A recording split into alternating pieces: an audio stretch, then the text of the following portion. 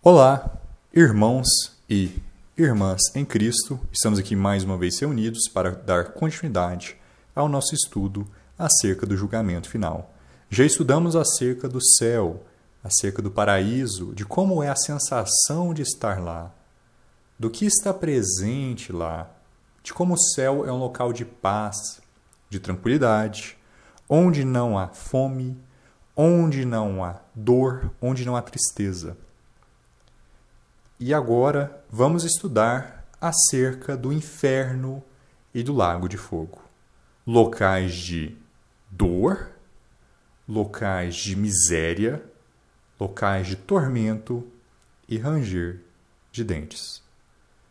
Então, aprendendo acerca do céu, a gente já consegue também começar a compreender o inferno, sendo que, de certa forma, um contrário do céu, o que a gente vai encontrar no inferno. É importante mencionar também que o inferno e o lago de fogo, por mais que sejam locais extremamente similares, são diferentes. Eles possuem suas diferenças. E hoje a gente vai estudar, então, em que momentos eles são iguais ou extremamente parecidos e o que difere um do outro. Para a gente começar o nosso estudo, eu gostaria de dar início lendo Deuteronômio, capítulo 32, versículo 22. A primeira menção do inferno na Bíblia. Porque um fogo se acendeu na minha ira, e arderá até as profundezas do inferno, e consumirá a terra com o seu incremento, e porá fogo nas fundações dos montes. Essa passagem é muito importante porque ela nos ajuda a compreender acerca de como o inferno surgiu, ou do que é o combustível, da onde vem o fogo do inferno, vamos dizer assim. Qual que é o combustível para o inferno? E aonde ele está localizado também. Um fogo se acendeu na ira de Deus. Arde nas profundezas do inferno. Consome a terra, especialmente pondo fogo às fundações dos montes. Logo, logo a gente vai ver exatamente o que isso quer dizer. Mas, antes de entrarmos nesse detalhe da localização do inferno, eu gostaria aqui de chamar a atenção nessa passagem em Lucas capítulo 16, onde temos a história de Lázaro e o homem rico. Essa história é bem interessante de estarmos lendo logo de início, primeiramente porque já estudamos acerca do céu, e essa história fala acerca do céu, mas também porque ela fala do contraste enorme que o céu tem para com o inferno. Muitas pessoas consideram essa história como uma parábola, como algo que não aconteceu de fato.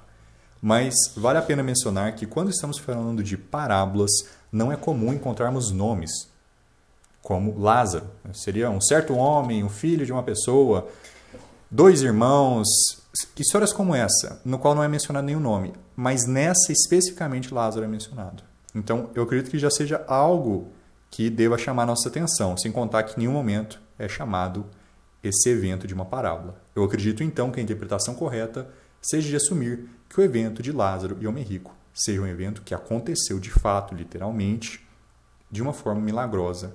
Vamos entender, então, qual evento foi esse. Havia um certo homem rico que se vestia de púrpura e de linho finíssimo, alegrando-se diariamente no seu luxo.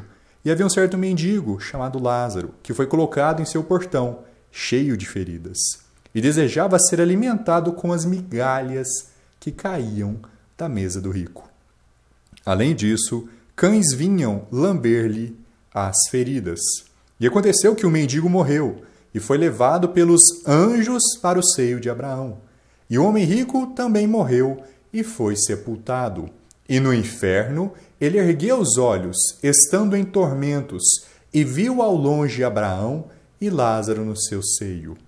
E ele, gritando, disse: Pai Abraão, tem misericórdia de mim, e envia Lázaro para que ele possa molhar a ponta de seu dedo na água e refrescar a minha língua, porque eu estou atormentado nesta chama.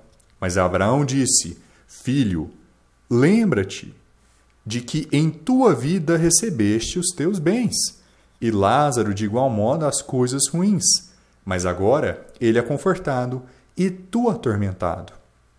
E além destas coisas está posto um grande abismo entre nós e vós, de modo que os que quisessem passar daqui para vós não poderiam, nem tampouco os de lá passar para cá.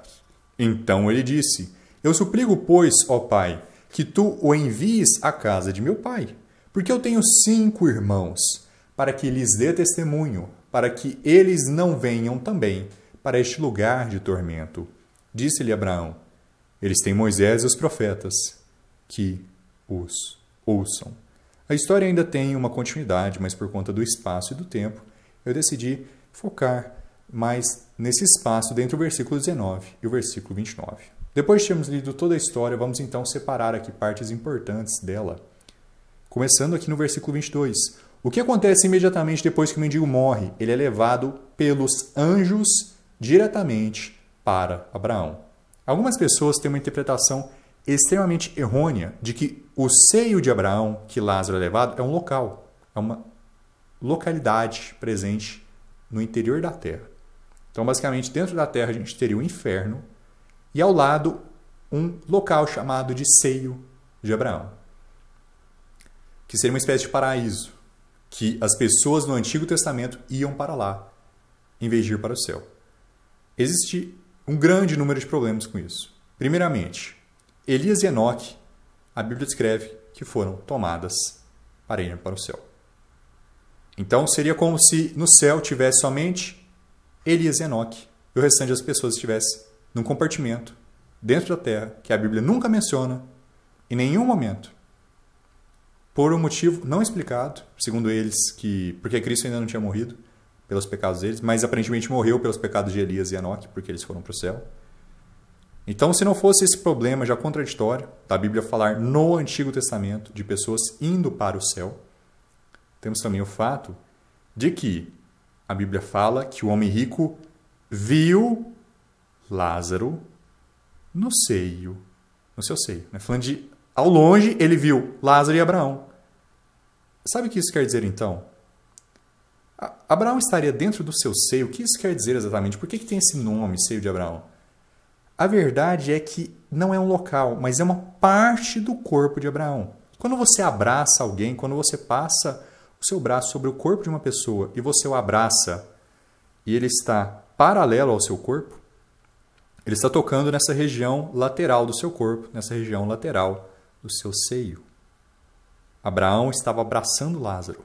Portanto, os anjos carregaram Lázaro até o seio de Abraão. Não é um local, um plano, uma espécie de paraíso dentro da terra, até porque a Bíblia, quando usa a palavra paraíso, a gente viu no estudo anterior, fala do terceiro céu, nunca fala de um compartimento dentro da terra.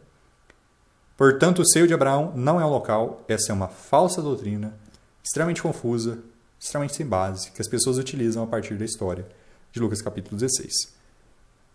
O que de fato a gente pode tirar de informação aqui? Que no céu e também no inferno, as pessoas sabem quem os outros são. O homem rico no inferno reconheceu Lázaro e Abraão.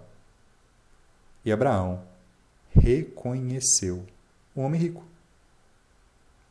E Abraão reconheceu Lázaro. E Abraão sabia, inclusive, das coisas boas e ruins que cada um teve em sua vida. Então, a gente viu no nosso estudo anterior sobre o céu que as pessoas conseguem ter uma certa noção do que acontece em nossa vida. A Bíblia não detalha exatamente a que nível isso vai, mas elas sabem do que está acontecendo aqui na Terra. E, em nossas vidas, eventos como uma nuvem de testemunhas. Da mesma forma, também, eles sabem que o Abraão, quem é o Abraão, nesse caso, quem é Lázaro, quem é o homem rico. Você mantém a sua personalidade. Quando eu morrer e for para o céu, eu ainda vou saber quem eu fui e os outros vão saber quem eu fui também. Vão saber que eu sou o João.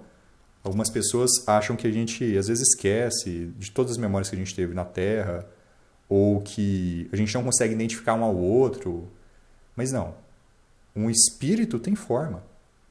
Vejamos como que a Bíblia fala que no inferno ele ergueu os olhos. E ele fala para Lázaro pegar o seu dedo, né, com água, colocar o seu dedo na água e refrescar a minha língua. Um espírito tem estrutura, por mais que não seja estrutura física, tem um formato. E, aparentemente, esse formato é bem similar ao nosso corpo físico. Né? Nosso espírito seria bem similar, teria olhos, teria língua, teria dedo, estrutura próxima à nossa. Então, seio também, né? Lázaro abraçado com Abraão. Outro ponto. Vejamos como que é instantâneo. Lázaro morreu e foi para o céu. O homem rico morreu e foi para o inferno. Não tem um tempo de espera. Não existe intervalo entre céu e inferno. É instantâneo, é imediato. Outra coisa extremamente importante. Qual é a sensação do homem rico? Ele ergueu os olhos estando em tormentos. Ele está em dor. Ele está sendo atormentado na chama. Ele está com sede. O contrário do que a gente vê no céu. E outro ponto muito importante, há um enorme abismo entre o céu e o inferno, entre nós e vós. Que abismo seria esse? A terra, o primeiro céu, o segundo céu. Todo esse espaço seria a distância entre o céu e o inferno. Por quê? Porque a verdade é que o inferno está localizado dentro da terra, no coração da terra. A gente vai ver isso logo em seguida. Então, é como se mais fundo você fosse na terra, mais próximo você está do inferno. Mais longe você se afasta da terra, mais próximo você está do paraíso, do terceiro céu. Esse evento, então, desse contato que uma pessoa no inferno teve com uma pessoa no céu, é um evento milagroso, que aconteceu nesse momento específico. Eu não acredito que isso esteja acontecendo continuamente. Todo dia alguém do inferno tem uma conversa com alguém do céu, até porque seria como se todo momento a pessoa está em tormento, está gritando, está comunicando, está chamando. Então o céu não seria um local tão pacífico, de tanta calma, caso esse contato fosse contínuo. Mas isso é o que é possível inferir, que essa é uma história que aconteceu somente uma vez. E não é constante que isso acontece. O milagre aconteceu, um conseguiu ver o outro, conseguiu comunicar com o outro, mesmo diante desse grande abismo. Tendo isso em mente, eu gostaria só de chamar para uma breve atenção para as ilustrações aqui que eu trouxe. Aqui a gente tem um mineral, a gente tem uma rocha com uma cor bem similar com essa imagem do universo também, que é o que eu mencionei, que é essa glória que a Bíblia descreve acerca das coisas celestiais, acerca do reino de Deus, está muito associado com as estrelas, com as constelações, com o universo e também com as pedras preciosas, com as rochas e minerais belos que podemos encontrar no nosso mundo. Então, refletindo, analisando essas coisas, conseguimos entender um pouco acerca de como vai ser, por exemplo, o nosso corpo glorificado, como é o céu, que tipo de brilho e cor as coisas têm. E, por outro lado, é interessante entendermos também que, basicamente, toda rocha, todo mineral é formado a partir do esfriamento, da solidificação de lava e magma. A substância, às vezes mais viscosa, dependendo da composição, que está associado com um grande calor, com um grande queimar, ardor. Então vejamos, esse fogo, esse magma, essa lava que vem da terra, muito associado com o inferno, eventualmente, depois de passar por um processo, se transforma em uma rocha, em um mineral. A gente pode até tirar aqui uma ilustração acerca do novo nascimento. A lava, o magma, o velho homem. A gente merece o inferno, a gente merece esse fogo, a gente merece esse calor que o homem rico foi. Mas através do sacrifício de Cristo, através do que Deus fez por nós, através desse presente gratuito, nós conseguimos obter a salvação, nós conseguimos obter a vida eterna e sermos transformados em uma nova criatura. Uma nova criatura que tem o formato, o brilho, a glória parecido com o de Deus, com as coisas celestiais. Então vejamos como que a gente pode então puxar essa metamorfose que a lava passa até se transformar em um mineral, em uma rocha.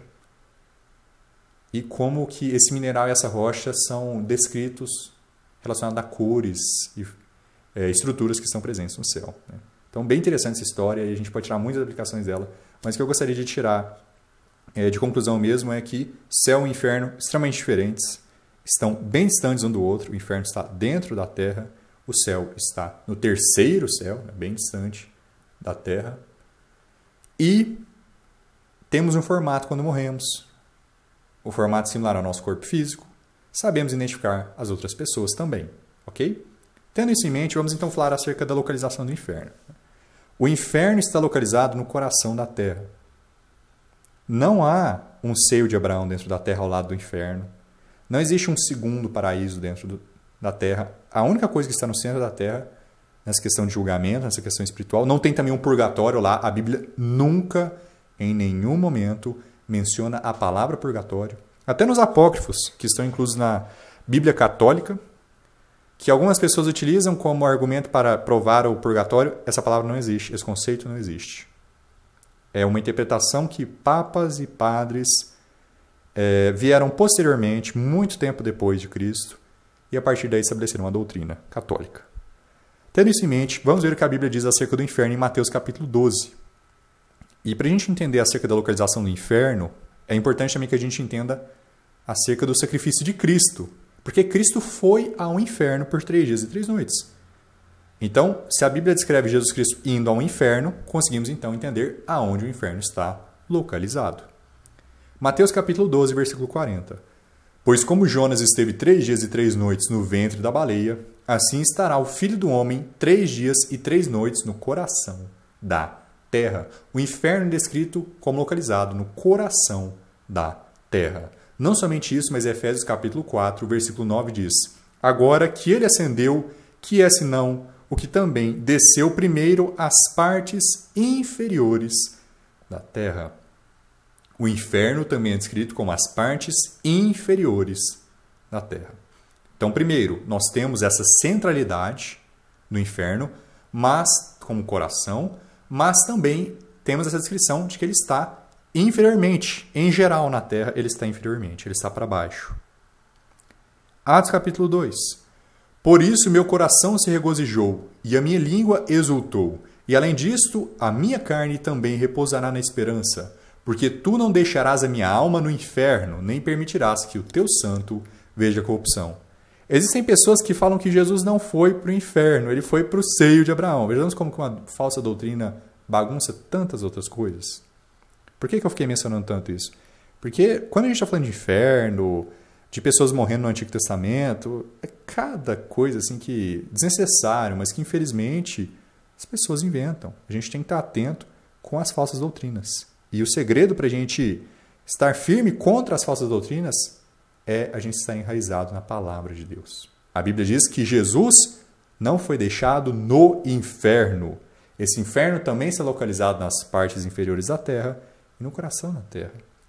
Essa descrição do nosso planeta acerca da localidade do inferno só é possível no modelo do planeta redondo. Não estou falando que é um círculo redondo, mas um formato de geóide, um formato arredondado. Não é possível isso com uma terra plana. Por que eu estou mencionando isso? Tem pessoas que acreditam em terra plana? Muitas. Infelizmente. E elas tentam utilizar versículos da Bíblia para provar essa ideia bizarra de que a terra é plana. Tantas outras formas você consegue provar, além do que a palavra de Deus também provam que a terra é redonda. Não existe versículo que diz que a terra é plana. Inclusive, se o inferno está no centro da terra, no coração da terra, e ele sempre está para baixo, isso não é possível em um modelo plano. Isso não é possível em uma terra de panqueca. Vejamos aqui essa primeira ilustração acerca da crosta, do manto, do núcleo exterior e do núcleo interior. A terra, nós conseguimos estudar isso acerca da nossa terra. Nós sabemos que embaixo da crosta tem essa camada mais viscosa, mais pastosa do manto, a temperatura aumenta grandemente, a pressão aumenta grandemente, e a gente tem um núcleo que chega logo em seguida, e a gente tem esse coração dentro da terra, de temperaturas altíssimas, que é o núcleo. Então, vejamos como que a Bíblia, anos e anos antes da ciência, já estava dizendo que dentro da terra existia um local de ardor, de grande calor, no coração da terra. A palavra de Deus é perfeita, cientificamente. E de outras várias formas também, que às vezes não entra no mérito de ciência, mas falando acerca de moral, falando acerca de questões filosóficas e espirituais, a Bíblia é a palavra perfeita de Deus. E aqui é um exemplo muito legal acerca de um fato científico que muitos anos antes dos cientistas comprovarem ou pesquisarem, a Bíblia já tinha falado claramente acerca dessa questão. Outro ponto muito importante que eu gostaria de chamar a atenção. Por qual motivo o inferno existe? Nós vimos aqui logo no início que foi acerca da ira ardente de Deus, que está associado com o inferno, que está associado com o combustível do inferno. Mas o propósito inicial do inferno não era o ser humano. O inferno, de fato, foi criado por conta dos demônios, por conta dos diabos, por conta dos anjos que deixaram sua primeira habitação. Vejamos que Judas capítulo 1 diz: E aos anjos que não guardaram o seu estado original, mas deixaram a sua própria habitação, ele reservou cadeias eternas sob trevas até ao julgamento do grande dia. Então o propósito do inferno foi punir os diabos, os anjos rebeldes. Esse foi o propósito do inferno. Deus não criou o inferno pensando no ser humano. Deus fez o jardim do Éden com a árvore da vida no meio. Mas por que nós vamos para o inferno? Por que há esse risco para a humanidade de ir para a segunda morte? Mateus capítulo 25. Então dirá também aos que estiverem à sua esquerda: Apartai-vos de mim, malditos, para dentro do fogo eterno, preparado para o diabo e seus anjos. Porque eu tive fome, e não me deste de comer. Eu tive sede, e não me deste de beber. Eu era um estrangeiro, e não me acolhestes. Despido, e não me vestistes. Enfermo e na prisão, e não me visitastes. Versículo 46. Irão estes para o castigo eterno, mas os justos para a vida eterna. Novamente, Mateus 25 reafirma que o inferno foi preparado para o diabo e seus anjos, porém por conta das iniquidades, por conta das injustiças, por conta de nossas transgressões, todos nós merecemos o inferno. A gente só consegue ser justo através do sacrifício de Cristo, através do que ele fez na cruz por nós. E outro ponto acerca do inferno. Vejamos como que a Bíblia o chama de fogo eterno. Castigo eterno. Existe uma falsa doutrina, outra falsa doutrina acerca do inferno, especialmente em meios como os Testemunhas de Jeová, que dizem que o inferno é uma aniquilação da alma. A alma da pessoa vai para o inferno e é aniquilada, ela deixa de existir. A Bíblia nunca fala disso. A Bíblia fala que o inferno é um local onde o fogo nunca apaga, onde o verme nunca morre, onde o castigo é contínuo, assim como a vida é eterna também. Então, para um ser humano, para um anjo, para um diabo, não existe um fim de ser apagado, de ser deletado da existência. O que a Bíblia descreve como morte, como destruição eterna, é um tormento diário contínuo no inferno. Vejamos o que a Bíblia diz em Apocalipse capítulo 14. Este beberá do vinho da ira de Deus, que é derramado sem mistura no cálice da sua indignação. E ele será atormentado com fogo e enxofre na presença dos santos anjos e na presença do Cordeiro. Tem pessoas que ainda vão dizer que o inferno é um local de total ausência de Deus. Isso é uma mentira. Porque Deus é onipotente, onipresente, onisciente. Ele está em todo lugar, a todo momento. Então as pessoas que são atormentadas com fogo, elas estão sendo atormentadas na presença dos santos anjos e na presença do Cordeiro. Algumas pessoas acham que o inferno é um local onde Satanás reina com os seus anjos. Como se ele fosse o rei do inferno. Como se ele liderasse uma tropa de diabos para atormentar as almas que estão no inferno. E muitas ilustrações demonstram isso, uns demônios com armas, espetando as pessoas do inferno. Amigos, a Bíblia diz que os diabos sofrerão no inferno.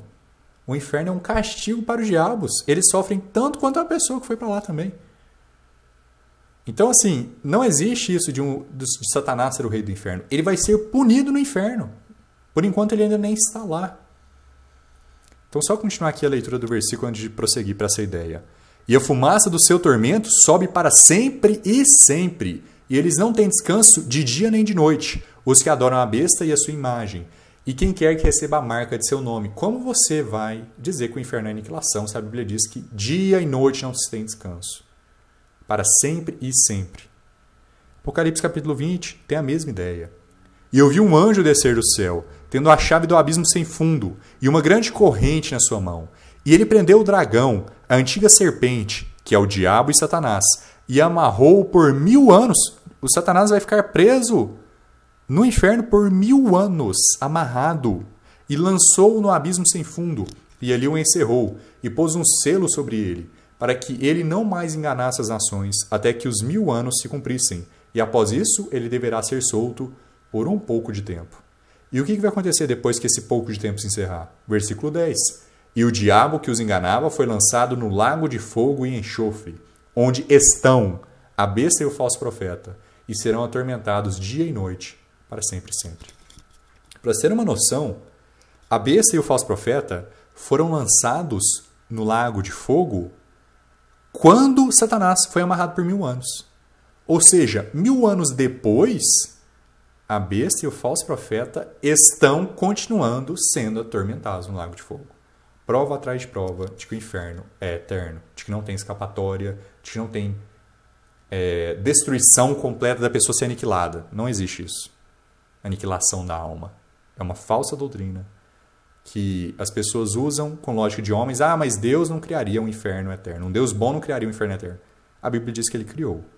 Talvez você devesse mudar a sua concepção de bom ao invés de querer mudar a palavra de Deus. Ok? É muito importante termos em mente isso. O inferno não é um assunto agradável, não é um assunto amigável, é um assunto negativo. É um assunto que nós devemos nos preocupar. Não por conta de nossa própria salvação, porque se nós já nascemos de novo, nós somos salvos. Nós vamos para o céu, é certeza. Nós não vamos ouvir a segunda morte. Porém, nossos familiares que ainda não aceitaram a Cristo, e nossos amigos, e nossos colegas de trabalho que ainda não ouviram o Evangelho. Às vezes não ouviram porque não quiseram. Tiveram a oportunidade e não ouviram. Mas às vezes nós nem sequer perguntamos se a pessoa gostaria de ouvir. Então a gente precisa fazer a nossa parte. Porque se a gente não fizer, essas pessoas vão pagar pelos pecados delas. Essas pessoas vão sofrer no inferno eternamente. E o sangue delas pode acabar estando na sua mão. Se você não faz a sua parte. Não que você vai sofrer no inferno também. Mas Deus vai te requerer nessa vida. E eu não acredito que isso seja algo positivo de você querer ter em sua vida. A memória de que você não fez a sua parte enquanto alguém estava em risco de ir para o inferno. E muito menos a consequência desse pecado. Ok? Então, em resumo, o inferno é eterno.